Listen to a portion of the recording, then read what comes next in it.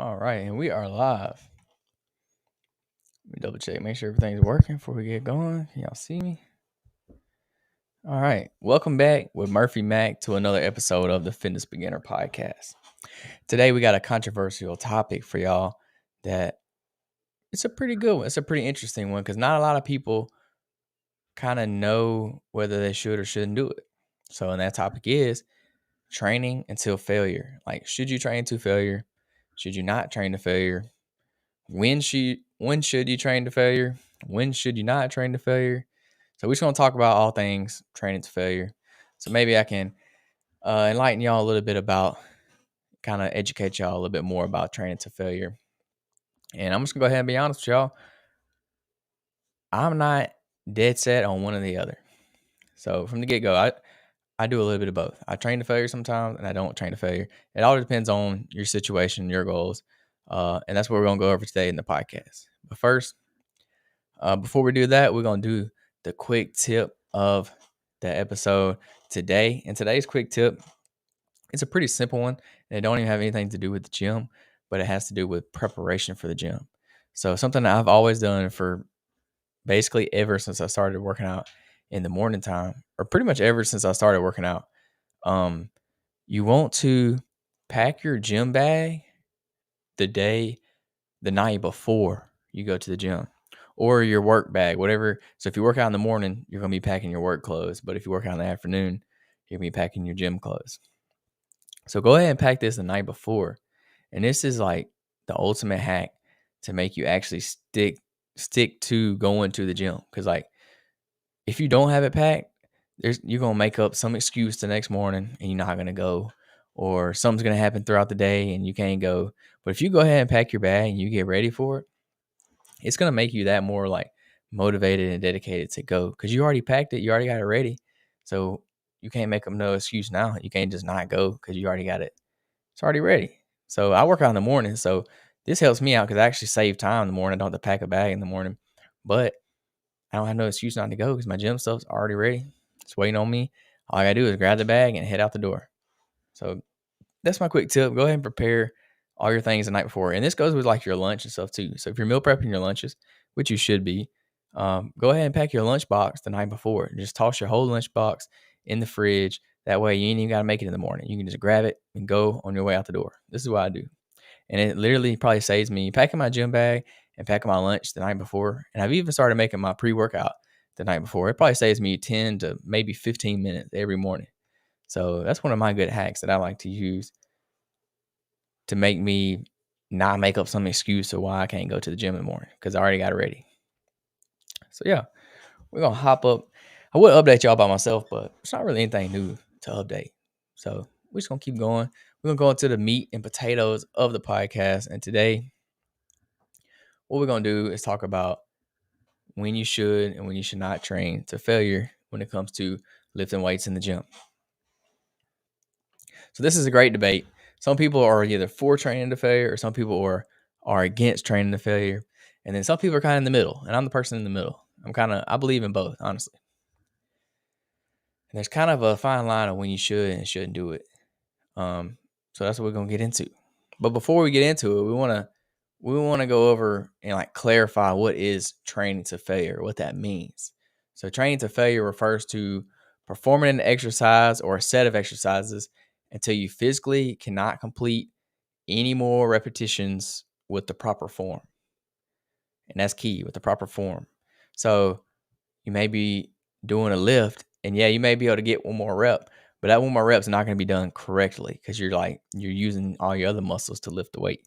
So training to failure is doing the lift correctly till you cannot do it no more. So some argue that training to failure is necessary if you want to build if you want to maximize your muscle growth and your strength gains, while some others will advocate for a more conservative approach to weight training. So when should you train to failure? When should you not? That's what we're going to find out. First, we're going to talk about when to train to failure. So there's three instances when you should push your limits and you should train to failure. And this is when, number one, when you're doing a hypertrophy focused workout or training session, Your primary goal is muscle hypertrophy. You're training to failure. It can be an advantage. So it's going to push your muscles to that point of fatigue. It's going to stimulate more muscle fibers, and it's going to promote that greater muscle growth over time. So it's kind of hypertrophy focus. And this is going to be more for your advanced lifters. Number two, when you're trying to break a plateau, if you've been doing a certain lift for a while now and you can't do any more weight by yourself, it's kind of, you can go to failure to help kind of push the envelope a little bit. So when you're stuck in this you're stuck in this plateau and your progress kind of seems to be stagnant, you can kind of train a failure, and this will help you a little bit. So push beyond your previous limits, shock your muscles, and this will force them to adapt and force them to grow. I actually like to, when this happens, I like to even train past failure. And so what do I mean by training past failure? This means training with a spotter. So you'll go into a complete failure by yourself and then get your spotter to help you get in a few extra reps. Don't let them do too much, but let them help you a little bit so you can knock out a few extra reps at the end, and they'll just help you a little bit. So that even kind of push you past failure a little bit. Number three, mental resilience. Training to failure occasionally can help build that mental toughness, can help build that discipline. It teaches you to embrace discomfort, push through the challenges. So this can have positive effects on not only in the gym, but in various areas of your life. It's going to teach you to keep going when things get hard. When an obstacle is thrown at you, you're going to know how to battle back. You're going to know how to respond. So sometimes it's good. It'll kind of build that mental resilience when you train to failure. All right, now we're going to hop into when to avoid training to failure. So training to failure can yield benefits. It's not always the best approach. So we're going to explore 3 situations of why avoiding training to failure may be appropriate for you. Yes, I do have a YouTube channel. It's just Murphy McCammon on YouTube. But actually, I put my podcast on the Fitness Beginner Podcast YouTube channel. So I have 2 separate ones. But yeah, if you want to check the podcast out on YouTube, it's the Fitness Beginner Podcast. If you want to check my personal YouTube where I put my videos at, it's Murphy McCammon. All right, sorry about that. We're going to get back to the podcast. When should you avoid training to failure? Number 1, if you're a beginner, I do not advise beginners to train to failure at all. 1, because you don't need it. You simply don't need to train to failure when you're first starting out. In your first even 2 years of lifting, you really don't need to train to failure. Maybe after a year you probably could, but you're still getting those newbie gains. You're still getting stronger just from lifting weights because you're still so new and fresh. You don't really need to push that envelope to get stronger, to see results. When you're first starting out, it's crucial to prioritize your form, your technique, and you want to prevent injuries when you're first starting out because you're still learning. You're still getting used to it. Your body's still adapting. Your body's still growing. Your muscles are growing, things like that. So you're making changes. You don't want to train to failure with terrible technique because you're going to hurt yourself.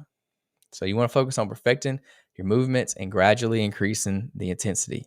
That's more important at this stage, at the beginner stage, than to push yourself over that limit, training to failure. So you don't need it. You simply don't need it. If you're a beginner, you'll still see results training just short of failure. Leave 2 reps left in the tank and you'll be good. You don't need it as a beginner. And then number 2, if overtraining is at risk. So training to failure frequently, it increases the risk of overtraining, especially if combined with inadequate rest and recovery. So if you're training out 6-7 days a week, this can lead to overtraining really quick if you don't do it correctly. Am I saying to not train 6-7 days a week? No, I'm not. You can if you want to, but you need to do it correctly. You need to prioritize rest and recovery as well as your actual training routine. And overtraining will actually lead to diminished performance. It'll hurt your results if you overtrain because your muscles can never recover. They can't rebuild. They can't grow back once you've kind of broken them down. So overtraining is going to increase your injury risk. It's going to make a decline in just your overall well-being. Sometimes you'll even notice that if you're overtraining, you'll get sick. Your body will literally get sick from you overtraining because you're pushing it beyond its limits. So it's crucial to find a balance between pushing yourself and allowing sufficient recovery. And then number 3 specific performance goals. So not all training goals require pushing to failure. For example, athletes that are focusing on powerlifting or Olympic weightlifting, they're probably going to benefit from stopping short of failure. This is going to it's going to help them maintain technique and prevent injury. Because when it comes to Olympic lifting or powerlifting, technique is critical because you're lifting a lot of, if you're powerlifting, you're lifting a lot of weights, which can lead to injury. And then if you're doing Olympic lifting, these can also lead to injury very easily because Olympic lifts are very technical. It's very critical to do the proper technique when you're doing Olympic lifts. So you're very accident prone doing these kind of training. So you don't necessarily need to train to failure. Also, individuals training for like endurance sports, running, things like that, you may prioritize doing steady state training rather than training to failure. So they're more like endurance based. So they don't necessarily want to go to failure. They want to go the distance. So those are kind of three areas when you may want to avoid training to failure. But the key one on that one is the beginner stage. You don't need to do it if you're a beginner because it's just not necessary. I know a lot of people when they first start out, they want to go in the gym and go as hard as possible. And honestly, that was me. I'm guilty. I went as hard as I could. I even worked out twice a day for years when I was in high school. It wasn't necessary. It actually probably hurt me more than it helped me. Like I probably left a lot of gains on the table because I was overdoing it. But I was young. I was dumb. I was addicted to it. So it's whatever. So the last segment I want to go to before we end the podcast is finding that middle ground. So this is where I'm at. You need to find that middle ground. You got to find a good balance between both training to failure and not training to failure. So we've kind of discussed both sides of the coin. It's essential to emphasize the importance of individuality and balance in your training approach. The optimal strategy lies somewhere in the middle of failure and not failure. So number one, you want to think about progressive overload. Regardless of whether you train to failure or not, prioritizing progressive overload is the key. That's what you want to do, progressive overload. This is how you're going to get stronger. This is how you're going to improve. It's how you get bigger. Gradually increasing the intensity, the volume, the difficulty of your workouts over time. This will ensure that you're getting continued progress. And then you can use that training to failure kind of as a tool to kind of help that. A supplementation to help that. You don't want to rely on it because it's not going to, you can't do it. You can't just train to failure every single day. Eventually, you're going to get diminished returns from it.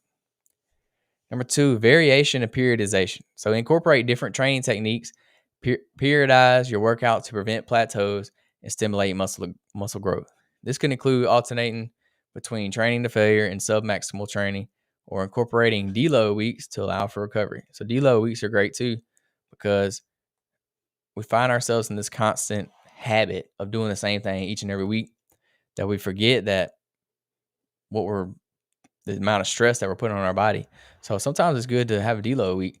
You'll actually be surprised that you'll actually probably come back stronger if you did a deload week than if you was just to keep training. So a lot of people will find this. They'll take a week off or take a few days off and they'll come back and they're stronger. And they're like, well, why is this the case? That's because your body actually had a chance to recover. Your body had a chance to repair itself. So it grew and it got stronger. So I think deload weeks are great to implement into your training. I mean, you don't want to do a lot of them. You don't want to do one every month probably, but they're good to incorporate in there. So you just got to change it up. You got to periodize your training, do different training phases, and this will help make sure your muscles never get stagnant and you're always kind of changing it up so that they never stop growing. And then last but not least, just listen to your body.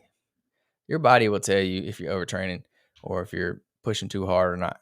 Your body knows best.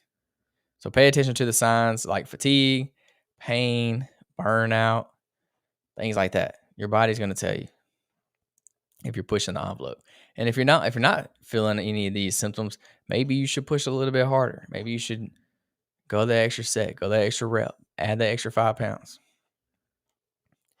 So yeah, that's my spiel on training to failure or not training to failure. Like I said, I'm kind of in the middle. I'm in the middle. I will train to failure, but then I don't always train to failure. So it just depends on what workout I'm doing, what training phase I'm in, So obviously, if I'm trying to get stronger, yeah, I may emphasize training to failure more often.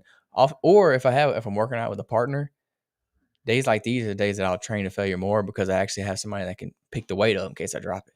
I work out by myself a lot, so it's not smart for me to put a lot of weight on the bar and fail because then I could get stuck under the bar, especially like the bench press or something. I don't want to be that guy that gets stuck up under there and they have to call somebody at the gym to come get me. So yeah, it just depends on what you're doing in your training phase and depends on what your goals are at that time. So you kind of use these to your advantage and roll with it. So yeah, that's it. Now we're gonna move on to the motivational quote of the podcast. I know this podcast is kind of short, but it's only still gonna drop some value for y'all because I think this is an important topic to talk about because I think a lot of people are confused on the whole training to failure or not kind of thing. But yeah, the motivational quote for this week is the only limit to our real wait, wrong one. Hold on. Here we go. In the midst of every crisis lies great opportunity. I'll say it again. In the midst of every crisis lies great opportunity. So I think this is a great quote right now in today's day and age because it reminds us that even in the face of adversity and difficult times, there's a potential for growth, transformation, and new opportunities. So as you saw, for example, we just had COVID happen, and COVID literally changed how we do not everything, but a lot of things. So everything was already kind of transitioning into online or transitioned into the internet. But when COVID hit, that like transitioned everything. Like a lot of things went to online and some things never went back. Like some things went back to normal, but a lot of things they didn't have a choice but to do it online. And now that they do it online, they realize that it it's more beneficial or it's easier or it's better. So a lot of things stayed online. So this is like a crisis, but people saw a great opportunity, so they took it and it worked out better for them, or it was cheaper for them to produce, or it's more beneficial for them because they can impact more people over the internet. So an example of this is personal training. Personal training is moving to online. 100%. Yeah, there's a lot of personal trainers that train in person still because some people just like that personal connection where they can see you face to face. But most personal trainers, all the successful personal trainers nowadays, are all training online. That's just how it is. And that's the way that the fitness industry is going, and I don't see it changing anytime soon because fitness trainers online can impact so many more people. They can have so many more clients because they're giving you programs online. And they're not stuck to a gym for 8 hours a day. When you're training in the gym, you can only train one person at a time. So if you work 8 hours a day, you can only train 8 clients a day. If you're online, you can have 50 plus clients a day and train them all and impact 50 people's lives in one day. So that's just the way that the fitness industry has kind of adapt throughout that crisis. So yeah, that's kind of what I think of this quote, how I understand it. So just because something bad's happening, don't necessarily mean you can't make something out of it, and grow from it, learn from it, and kind of take the opportunity to keep pushing and getting better. So yeah, that's all I got for y'all. Thanks for hanging out with me. I appreciate it.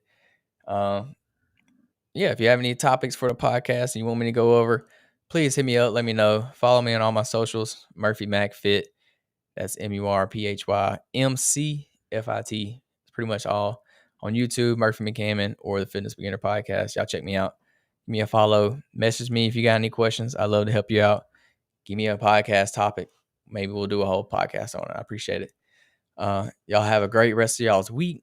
I hope y'all learned something from the podcast today. Apply it into your next training session. Until then, catch y'all next time. Peace, love, protein. We out.